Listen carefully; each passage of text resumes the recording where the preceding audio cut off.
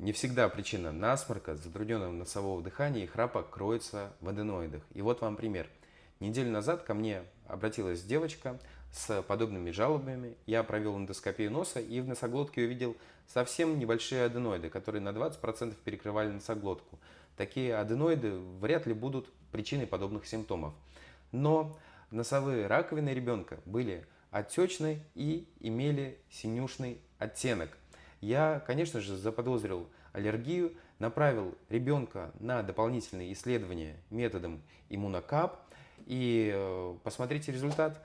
Действительно, аллергия подтвердилась, и дальнейшее лечение мы будем проводить совместно с аллергологом.